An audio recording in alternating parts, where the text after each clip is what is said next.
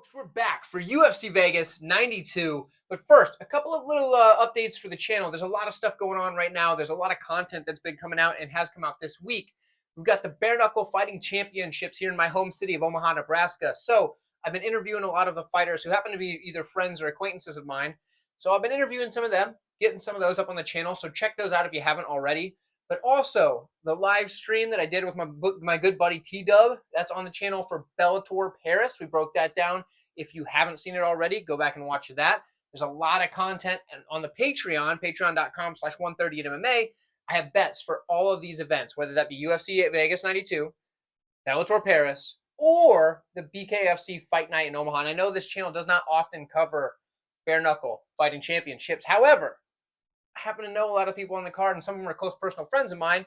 Others are just acquaintances, but I happen to know them, and I happen to know some of the guys that they're fighting, whether I like them or don't like them. I happen to know pretty well how they fight just by being around them in the same city, seeing a lot of their fights since they were amateurs all the way up to their current career. Like I mentioned in my interview that I did with Carlos Trinidad Snake, I actually happened to be in attendance for his first ever amateur MMA fight, clear back in the day. And so I know a lot of these guys. So my betting on those fights kind of comes from that angle. Some of it might be biased, like my good buddy Brandon Meyer. You know, I'm always betting on that guy. With that said, we've got all of that stuff on the channel. But let's not waste any more time. Let's get into the fights. Links are in the description. Let's break down UFC Vegas. Next one's in the women's strawweight division. Emily Ducote takes on Vanessa Demopoulos. Demopoulos is 4-1 in her last 5 fights, 3-2 on the Ducote side. Good matchup here, interesting matchup here, and a very wide line. This fight is closer than the line suggests, regardless of what side you pick to win, but it's an interesting matchup nonetheless, right? Vanessa Demopoulos, in her last matchup, actually won that fight predominantly from her back without getting a submission. Right? She won a decision from her back, which is impressive because that's not something we really see very often. So the way that she was able to do that, it showed that she's very active from the bottom, and that shows because she is good with her jiu-jitsu, right? She's got the ability to kind of control opponents from her guard and on top, but from her guard as well. Land strikes from the bottom, which usually don't add up to much, but, they add up to something. And she can attack submissions from there as well. But the problem is being willing to work from her back as she is, it's not something you like to see over the course of a career. However, she's dangerous from there, and that's probably the place that she's most dangerous. So I go back and forth on whether or not that's a good thing, but she is willing to work from her back too much. And she does kind of lack the open mat takedowns to get the fight to the mat on her terms and being on top, which would be ideal for her. That'd be even better than being off of the back working from her guard. Her striking is decent, and not because it's super technical or anything, but because she comes forward with pretty heavy pressure, lots of volume, and decent power. Now, her defense isn't very good, but she does have pretty good durability, so she's able to land pretty decent shots while eating shots of her own and just not getting knocked out, but just landing heavy and not giving any care towards what her opponent is throwing back at her, which could be good in this matchup for her, simply even though she's not the better striker in this matchup, but just that come forward and throw bombs type of style is something I could see Ducote having trouble with, because Ducote, being a good striker like she is, with absolutely nasty leg kicks, those leg kicks are very, very impressive, but she's a counter striker that's very patient and likes to pick her shots. And just being overwhelmed with pressure and just volume and durability, I guess, could be a problem for Ducote. Now, do I think Ducote's going to land the better, cleaner shots? Absolutely, 100%. That's without question.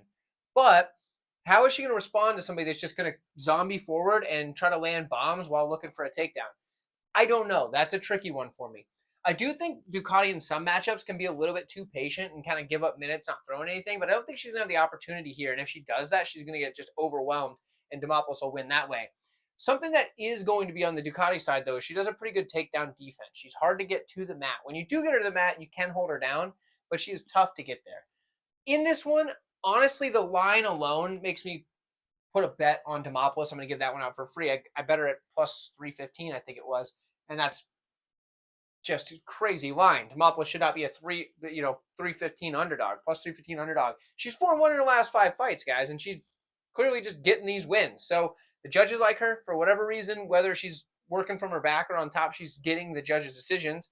And realistically, she's a tough ask because she's going to put forward more volume than most fighters, and she is very skilled on the mat.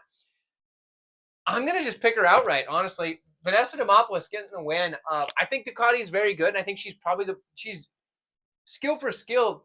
in the striking department, she should be better by a landslide. I just think that the way Demopoulos fights is going to be challenging for her. So I'm going Demopoulos here. Maybe I'm wrong, but she's a giant underdog, and I just can't pass that up. So let me know what you're at, and I will find ourselves at bantamweight, where Kleydson Rodrigues takes on Alatengheili. Alatengheili is 2-2 and a draw in his last 5, 3-2 for Rodrigues. Now, Rodrigues, he's the type of guy that just kind of has underperformed thus far in the UFC. We had big hopes for him. He was a guy that came in as a hyped up prospect, gives up a split decision loss to CJ Vergara, goes on to lose to Basharat after that. He just has not performed to the level that we've expected him to perform, but he does still have the skills to do so. So it's kind of, when's he going to get that form going? When's he, and he's missed weight quite a few times now. That's why he's up at bantamweight as opposed to flyweight. It's just kind of, when is he going to get his stuff together, right? He's a good striker. He can strike well at all levels. He's clean. He's got a dynamic attack, mixes in those spinning kicks really well, which usually I don't like spins, but he does it very effectively. Good knees up the middle. Good leg kicks, puts his punches and kicks together in a combination, which is what you want to see. All of this is stuff you want to see. He's got good grappling. He's got a good double leg. Transitions on the mat are good. Ground and pound's good. The problem is his takedown defense isn't great, but I don't think he's got to worry about that at least a ton in this fight, because for Alatengheili, yes, he's a decent wrestler and he will mix in takedowns, and he's got pretty good top control when he gets it there, but the problem is he doesn't really go to his wrestling until it's his second option, right? It's when the striking isn't working for him anymore, then he goes to the wrestling. And he gives a little bit too much time for doing it, because if he went out and just shot takedowns right away, I think he could really mess up the striking of Rodrigues, because he's going to get him off his pace, not let him really open up with his stuff, because he's going to be worried about getting taken down, and his takedown defense isn't the best. But I think Alateng's going to let Rodrigues strike with him for a while, and that's going to be a problem, because he will wait until later to use this wrestling. Now, in the striking department, yeah, he's pretty good there. He's got decent striking, decent power, good countering ability, but the problem is sometimes he gets caught waiting, and he gets caught waiting far too often. And he doesn't also handle pressure well. So if Rodrigues is able to come forward and force Alatengheili to counter strike, but with, while moving backwards, he's going to lose some of the power by moving backwards, and he's also just going to get caught into a position where he's not throwing back enough volume to keep up with Rodrigues. So I think Rodrigues is going to get this one done. I probably a decision, but it's a tough one to call on that. So I'd probably just stay away from this one, but either way, Rodrigues is the pick. Let me know what you guys think. Women's straw weights. Ariane Carnelossi takes on Piera Rodrigues. This is a good one because we've got Carnelossi coming back after a long time off. See how she recovers. It sounds like injuries are what kept her out. She is 3-2 in her last 5, though. Piera Rodrigues, 4-1 in her last 5.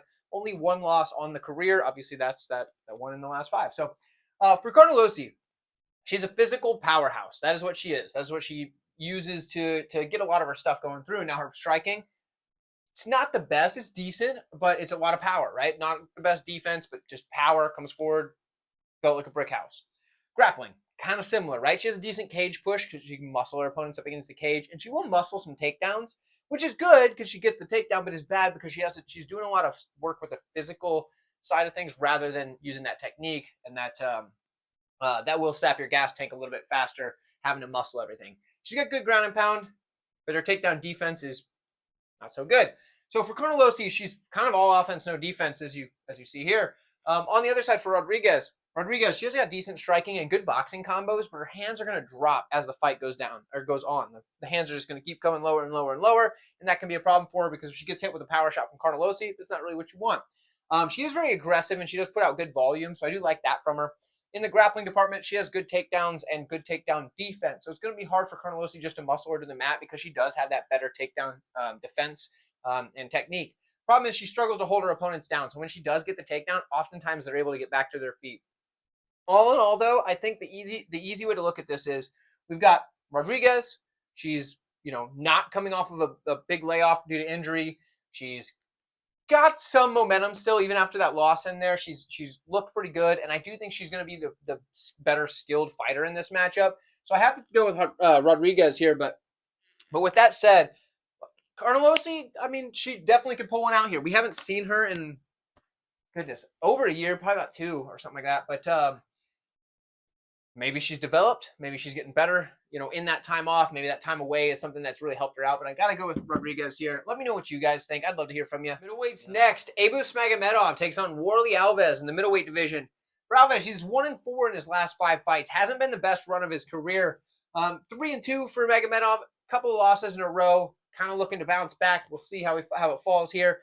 Magomedov is going to have a height and reach advantage. He's 6'2 with a 78-inch reach as opposed to the 5'11", 72-inch reach of Alves. But the veteran savvy, although Magomedov, even though he hasn't been in the UFC as long, the guy's got more fights overall than Alves does. So I guess there's that. They're both kind of veterans of the sport at this point. But for Alves, he's got good striking. He's got very good kicks. The body kick being probably his best weapon, in my opinion. Something I do really like is that he has that like kind of that Thai style where he can just bounce that kick just after he throws it, land it, and then bounce it off the floor and hit another one on that same leg. And I think that's an important weapon for him to be able to use. Also, the power is there. The guy's got plenty of power in his strikes. Does land pretty well. When he hits you, you know about it.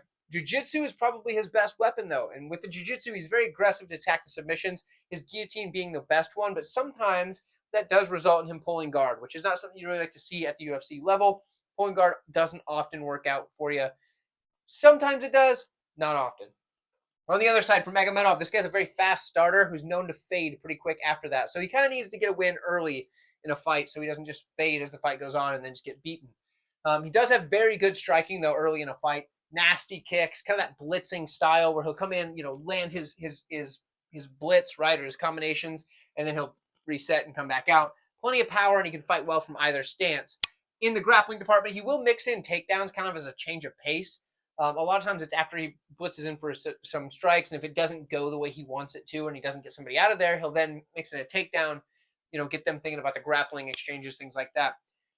For me in this one, it's tricky for a couple of reasons, but the main one is just because we don't really know where Alves falls in this division. He's lost to the higher level guys, and he's beaten guys that are much lower on that list. So it's really tough to find out where he's at. And it's also really hard to figure out where Alves is at this point in his career. 1-4 in the last 5 isn't a good look. But, it's not like he's just losing to anybody. If you put him in there against somebody that's not ready for that level of experience and of skill, he can still get the job done when he needs to. I'm going to go with Magomedov. I do think he's a talented fighter. I think the cardio is a problem for him, though. And I do think he needs to get this fight done early. And I think he can do that in this matchup. So I'm going to go with Alves Magomedov. He probably needs to get it done in round 1, so we'll find out this Saturday. Let me know what you guys think. And matchup here, we have Tamires Vidal taking on Melissa Gatto in the women's bantamweight division. It's interesting that this is a bantamweight match because Gatto is typically a flyweight. She's now moving up to bantamweight to take on Vidal, who's not the smallest bantamweight either. So this should be an interesting look to see who's how the size has been put on for Gatto, and if she's just moving up to take this matchup, or if she's really going to commit to that move up to bantamweight. For Gatto, she's 3-2 in her last 5 fights. She's been in the UFC for a little while now, so that's kind of where she's been at in the division. For Vidal, she's 4-1 in her last 5. Still relatively new to the UFC. Doesn't really have any wins that are really that impressive on her record outside of the Eileen Perez win. But when you look at that a little further, she got a DQ win because Perez was just beating the brakes off of her and the referee wouldn't stop the fight. So Perez resorted to whatever she could to get the ref to stop it, and turns out she ended up getting disqualified for it. So that's how that works. The fight could have been stopped many minutes ago. Either way, for Gatto, she's going to be the more technical fighter, the better fighter in this matchup, but the size could be an issue for her. She is good in the jiu-jitsu department. She's extremely active from her back. She prefers to work from there, which is a thing I don't really like, especially in a matchup against somebody who's going to be bigger than her. So working from her back could be a problem, but she is quick to attack submissions from the back, and she does a good job with that. Now also, she does lack open mat takedowns, but she's been able to get the fight to the mat just by kind of muscling her opponents down or grabbing them and just dragging them to the mat. That works a lot at flyweight for her, but will it work at bantamweight? These are the issues we're running into for Gatto here. She doesn't have the best takedown defense either, but I don't think that's really a problem for her. Like I said, she wants to be on her back anyway. In the striking department, she's going to be the far cleaner striker. She's got decent power, but the kicks are where it's at. I think part of the reason that she doesn't have good takedown defense is because she can get her kicks caught and then brought to the mat that way. But I do think her kicks are probably one of the best weapons she has on the feet.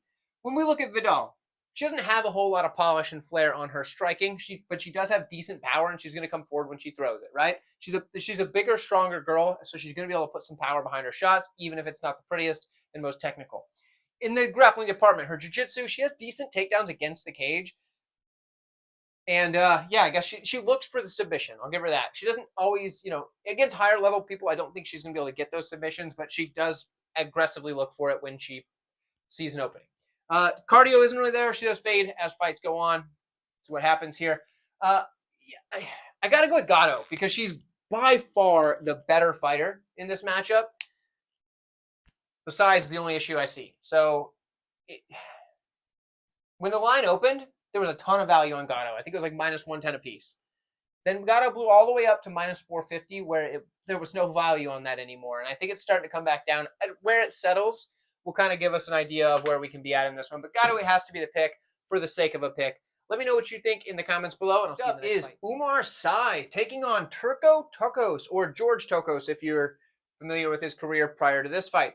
Tokkos is 4-1 in his last 5 fights, and he is stepping in on very short notice to take this fight. I believe less than a week's notice. Sy, he is undefeated currently at 9-0, 5-0 obviously in the last 5 fights.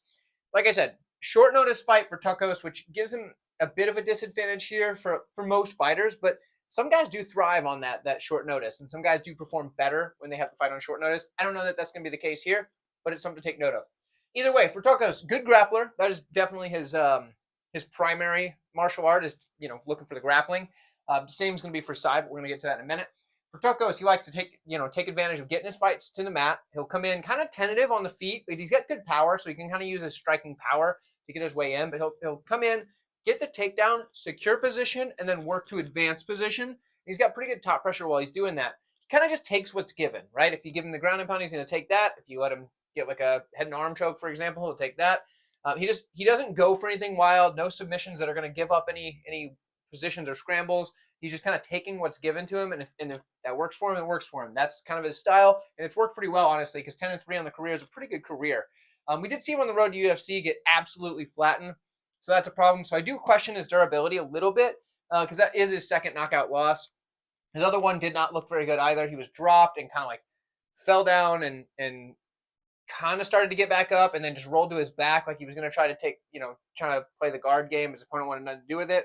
Goes to stand up and then like stumbles to the cage, and the ref then calls it off. So didn't have to eat another shot, but clearly didn't have it with him. So the durability I wonder about. Either way, does have plenty of power though. The dude has knocked out quite a few people, and like I said, that grappling's pretty solid as well. On the Sy side, similar thing where he's going to be primarily a grappler, right? So for Sy, he's got powerful takedowns. He prefers the double leg predominantly. That's what he goes to first. He likes to pick his opponents clear up off the mat, so he's not just going through them. He's picking them clear up so he can rotate them and then get to the side, which is good because that allows you to pass the legs ahead of time. Sometimes it doesn't work, but when it does, it allows you to pass the legs, end up in side control. At the very least, you can end up in the half guard rather than just guard. He likes to go to ground and pound first, but he will take a rear naked choke if you do give it to him. So if, for example, he's landing the ground and pound, the opponent turns over and they just kind of cover him, but the ref's not stopping it, he'll then take the rear naked choke. But first, he wants to go to the ground and pound, and I think it's just because that's what he's most comfortable doing. On the feet, dude's very tall and long, so his striking range kind of helps because he can hit his opponent almost exclusively before they can hit him in every single fight, just because he is so big. He's like 6'5", with like an 84-inch reach or something crazy like that. Dude's long and tall, and he hits pretty hard. So the striking power, his dangerousness, does make it a little bit tricky. It makes guys have trouble coming in against him to get their offensive grappling going. I don't feel good about this matchup. There's a lot of just unknowns. I mean, the super short notice nature of this one. Both guys making their UFC debut. I mean, I know that everybody is picking Sy, and I will be as well. I'll be taking Sy for the fact that, there's a reason he's a big favorite in this one. It makes sense. He's the hyped prospect, 9-0. He's looked pretty good so far. But there's just a lot of unknowns, and I'm just not going to touch it. So sometimes that's the best way to go. But Sy's the official pick. Let me know what you have. And I'll see you next time. Tom Nolan takes on Victor Martinez. Both these guys are 4-1 in their last 5, but you'll notice a pretty significant height and reach advantage on the Nolan side. 6'3" with a 73-inch reach as opposed to 5'8" with a 70-inch reach for Martinez. Interesting fight here because both of these guys are coming in off of a knockout loss nonetheless. Martinez, he's a good striker though. He's got quick hands, good volume, good enough power, right? He's just the boxing combinations are kind of where it's at for him. So he doesn't have to get into boxing range for this because he doesn't really put his combinations together with punches, kicks, knees, and elbows. He doesn't really mix it all together. It's specifically boxing, or he's throwing like one-off kicks. He doesn't put it all together very well. His striking defense isn't the best either, and that is a problem for him. That's why he got knocked out in his last one. In the grappling department, the dude's pretty good at mixing in takedowns as a change of pace, and he can scramble well if he is put in a situation where he has to use that ability to get back to his feet. On the other side, Tom Nolan, good striker as well. He uses his massive size advantage very well in his fights. I mean, being that tall, it does help quite a bit. He has good knees up the middle, and it does not take much to lift that knee up and crack your opponent on the chin when you are that much taller than them, right? 6'3", he's going to look like an absolute giant over Martinez at 5'8". So good volume, good combinations. He can even throw the hands and then come in with that knee. It is a good move for him. Decent jiu-jitsu as well. His length is really good for wrapping up opponents. Obviously, he's got them choking arms with those long, skinny arms. He's got pretty good ground and pound to go along with it. I have to take Tom Nolan here. I do think that just being the bigger fighter makes it tougher for the other guy to get the win if the skills are close, and I think the skills could be close. But we've seen both guys get knocked out, so I think I'm going to take the guy that's taller, longer, and put that knee up the middle. I think he gets him with a knee. Let me know what you guys think. I'd love to hear from you. I just dropped my marker. Women's straw weights. Angela Hill takes on Luana Pinheiro. Pinheiro is 4-1 in her last 5 fights, 3-2 on the Hill side. Now, for Angela Hill, 39, she's getting up there, but she hasn't shown signs of decline yet. So I'm treating this fight as if she's not declining. She could do that in this fight, and that would change a lot of this. But I think Hill still got it in her. She's done very well in her recent fights. She's looked pretty good. So we're gonna cover this skill for skill, and we'll go from there, at least until proven otherwise. For Pinheiro, though, high-level judo. Girl's got very nice throws. She's got nasty ground and pound and absolutely nasty subs. She's very much start fast, burn hot, and then burn out. So for Pinheiro, she's going to try to get this fight over quick, and she's going to need to use this judo to do that. Because in the striking, sure, she's got power, but I don't think she's going to knock out Angela Hill for the simple fact that Angela Hill is extremely durable, which I probably should have wrote up there, but I did not.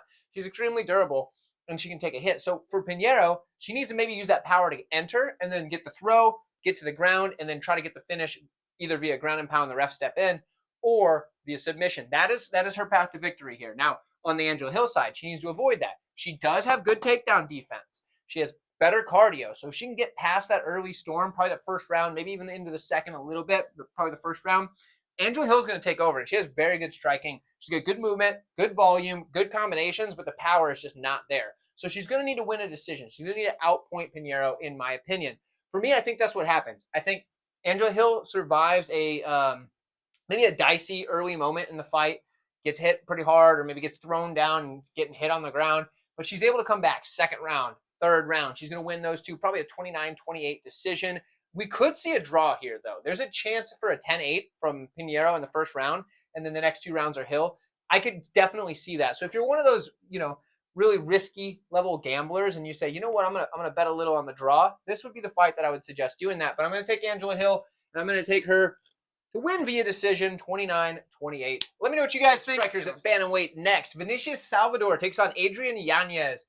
Both guys are 3-2 in their last 5 fights. For Salvador, he's a good striker, right? He's wild on the feet, and he has absolutely no striking defense.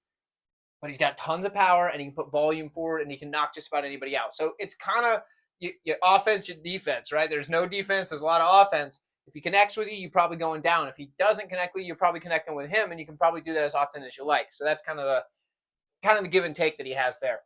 In the jiu-jitsu department, he's decent, right? He threatens with submissions from his back, and that's how he kind of creates scrambles. But at times, if that doesn't work a couple of times, he's content to just kind of work from his back, and it's not usually to high success. I don't think this fight's going to end up on the mat, but I wanted to highlight it just in case, I guess. The reason I say that is because the takedown defense of Yanez is pretty darn good. In the striking department, I think he's a cleaner boxer. I will say Salvador is probably going to use more tools, but the boxing is where Yanez gets it done. He's got good combinations, good volume, very quick hands, and he works the body very well.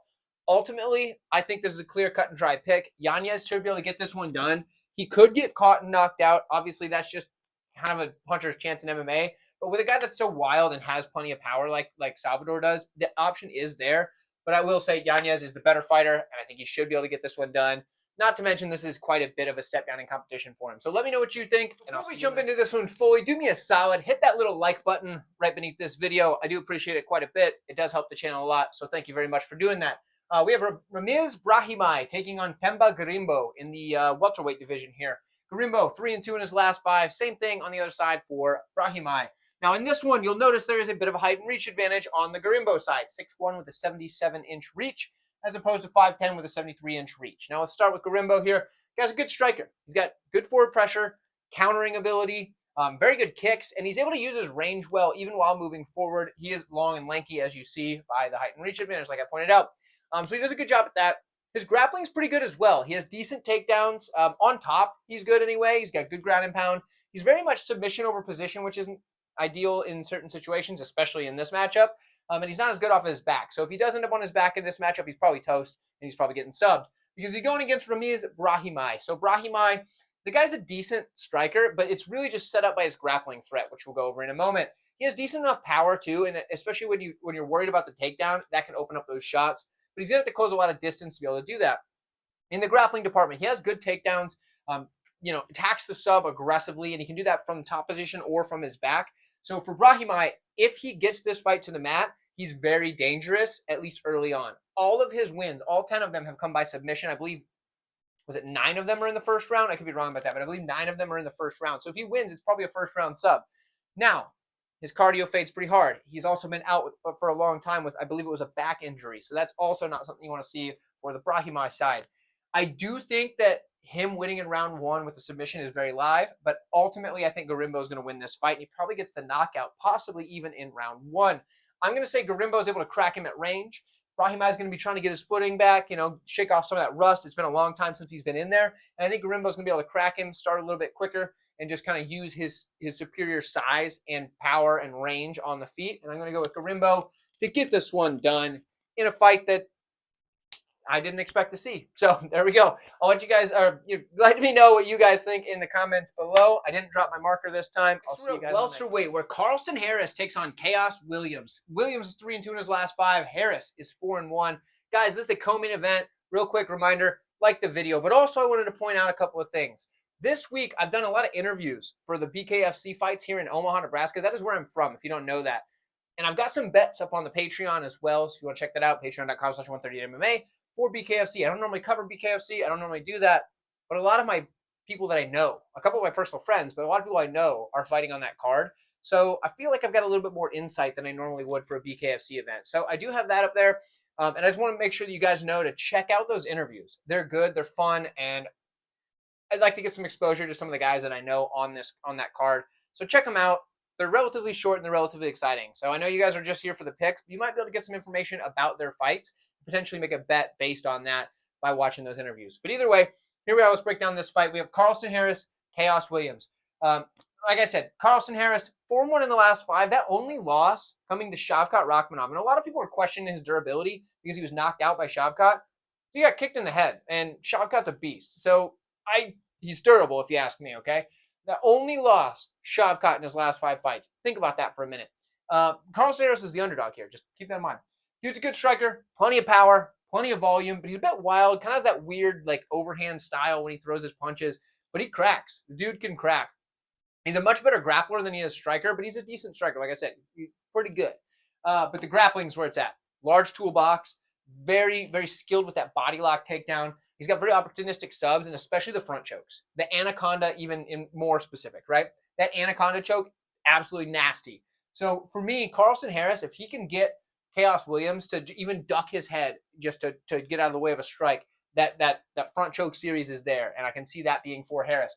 For Chaos Williams, on the other hand, he needs to keep this at range. He needs to strike, use his ability to keep it at range, strike, use that power that we've seen him use in the past.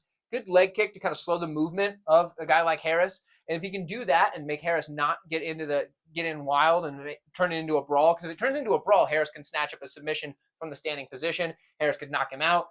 But if Chaos Williams can avoid that, I could see him doing a lot better in this matchup on the feet. The problem is his volume is hit or miss. Some fights he has really good volume, and other fights he's just standing there waiting for single shots, loading up for a big power shot, and that's not good for him because then he gets sucked into I need to land this big shot, and then he's losing on the scorecards, right?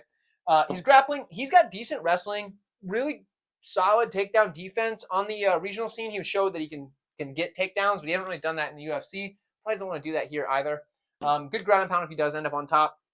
I just wanted to cover it to make sure that it didn't look so weird if I just covered, just the striking. So either way, Williams needs this on the feet, honestly, to win. Carlston Harris can win either spot. Carlston Harris is an underdog, and I think that's silly. I'm big on Carlston Harris this week, and I'm going to look like a total doofus if he loses, but I think Carlston Harris gets this one done at a pretty high clip. The fact that he's an underdog surprised the heck out of me. I see him as a -200 favorite in this matchup, so maybe I'm just wild. But let me know what you think. Am I dumb? If so, please let me know in the comments below. The negative comments usually get a lot more interaction, so feel free to tell me I'm stupid if you think Chaos Williams was going to win. And after the fight, if it happens and Chaos Williams wins, you can double down on it. I'll see you guys in the main event. Main event time, folks. Here we are. Edson Barboza takes on Lerone Murphy. And real quick, last reminder, like this video. I do appreciate it. Thank you so much. Even better, do me a solid. Post it on your personal social media. Tell all your friends, hey, this guy's really good at breaking down fights. Or if like this guy's really stupid and I like laughing at his breakdowns. Either way, post that up there and somebody will probably click on the video and that would help me a ton. So please do that for me. I appreciate it. Also, while you're at it, grab yourself a 138 MMA shirt. We have some that don't have my ugly face on them, so you can get those as well. Get the one of the guy, the generic male, kicking his feet up on the coffee table, cracking open a nice cold root beer and watching the fights. Or if you didn't like my ugly mug, you can get one. It even has the cool QR code on the back. I don't know if you can see that when I turn around there, but that'll link people straight to my channel. Every time I've worn this shirt in public, so, which is not very often, trust me, I don't typically do that unless I'm an idiot and I forget to take it off after these videos. But you know, every time I have, somebody's took out their phone and next thing you know, they're on the channel. So maybe I should wear it in public more, but I feel kind of weird about wearing a shirt with my own face on it in public. Maybe if it was one of your faces, I would. That's an idea. Anyway, we'll cover that. You also get featured in a video if you send me a photo on Instagram or Twitter of you wearing the shirt that you purchased from our website. The link is in the description to buy those, so go ahead and do that. Let's break down this fight. I've talked too much. Edson Barboza, 3-2 in the last 5. Lerone Murphy, he's undefeated on the career at 13-0 and a draw, but he's 5-0 in the last 5. When we look at this one here, Lerone Murphy, he's a good striker, good countering ability. He's got good power, hand speed, and combinations. The guy's a clean striker. He doesn't necessarily dazzle you with his striking, but he definitely has the skills and is a solid striker overall. But he doesn't, when you look, you're not like, oh man, this guy. The difference between Edson Barboza and Lerone Murphy is when you watch Edson Barboza strike, you're like, man, this guy is something special. Lerone Murphy is effective. He does a good job with what he does, but he doesn't do anything that blows your mind. But he does a very good job with his fundamentals, and you know the speed's there, all that stuff. So he is a very good striker. He's just going up against one of the better strikers to do it. So there's that. But he's a good grappler as well. He can mix takedowns into striking exchanges, and that is something that not many fighters can do. To go from the striking into a takedown and a level change, and be able to do that without thinking of his separate actions. Like, okay, now I strike. Okay, now I take down. He can maybe throw that cross out there, and from the cross change levels and go straight into that takedown. Because when you throw that cross, your hip comes forward, and you can use that as a chance to step that foot. I know you can't see that low on the screen here. You can also use that as your hips already coming forward to step in deep for that takedown on the legs. He can do stuff like that, and that's impressive. It's kind of just his athleticism helps him a lot in that instance. He's good at reversing the position if he ends up on bottom, but if he gets on top, his top control is pretty good. He will end up on bottom against somebody that's trying to take him down, though, because his takedown defense has not looked the best thus far in the UFC. All in all, Lerone Murphy clearly 13-0, clearly looks pretty good, but he just hasn't done enough to really take him to that next level yet. He's fighting a guy that's been there and done that, Edson Barboza. Barboza is one of the better strikers to ever do it, like I mentioned. Extremely high-level striker with excellent kicks. Those are probably his best weapon. Not probably. Those are definitely his best weapon. Good knees to go along with that as well. He can put together solid combinations, whether that be with the boxing or the kickboxing Muay Thai style. So he can mix his punches and kicks together very well. Plenty of power. Dude can knock you out, no problem. Does it a lot. Good grappling, too. He's kind of underrated in the grappling department. We saw him mix in takedowns against Yusuf in his last one, which he used to pretty good effectiveness. And I think he can do that here if he needs to change the pace, use that veteran savvy to go to where he needs to. And we already know that takedown defense of Murphy isn't there, at least not at the high level. He does have good takedown defense in his own right. So if Murphy's looking to just go for legs and try to get takedowns right away, I think he's going to struggle with that. And he's going to need to start mixing in with the striking exchanges, like I said. But that means you're going to have to be in a striking exchange with Barboza. So take that for what you will. If Barboza does get on top, he does have decent top control. He is going to get beat by those really high-level grapplers, but not the guys that are just kind of pretty good, right? I mean, he's Brazilian after all. It's not like he's never done jiu-jitsu before. In this one here, a lot of people are going to say, 130 MMA, it's recency bias. I can see it now, the comments saying recency bias will get you in trouble. But Edson Barboza showed in his last fight, yes, it's recent, I understand, but that's what else are you going to go off of? What else are you going to go off of? Get out of here with that recency bias nonsense. You have to go off of what they've been doing lately, because you can't just, say, oh yeah, Edson Barboza 10 years ago did whatever. In his last fight, Barboza showed that he still has that fight in him. He still wants to be something in the division. Still, he's not just out there collecting a paycheck. Otherwise, he would have just rolled over and let it happen in that first round when he was in serious trouble in that fight.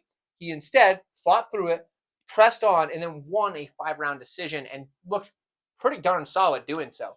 Barboza showed that he still has the will, still has the skills, and he's smart enough in his efforts to do what is needed to get the win. I'm taking Edson Barboza here as a slight underdog.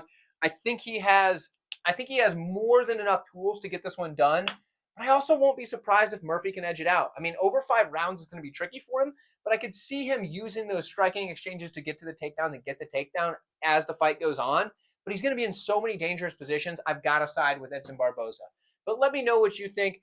Thank you guys for watching. Like I said, check out those BKFC interviews. I spent a little time with those guys, and it was really fun, and I enjoyed it, and I just hope people can watch those so that it's not just a big old waste of my time. And I think you guys will genuinely enjoy it. Even if you just throw it on while you're on your way to work or something, driving to work, cleaning the house, whatever you got to do, just throw it on, listen in the background, and kind of say, oh, man, maybe this guy's pretty interesting, and I want to watch his fight. Or I want to say, oh, cool, 130 MMA, maybe you should interview so-and-so, and then get me in touch with them because that'd be fun.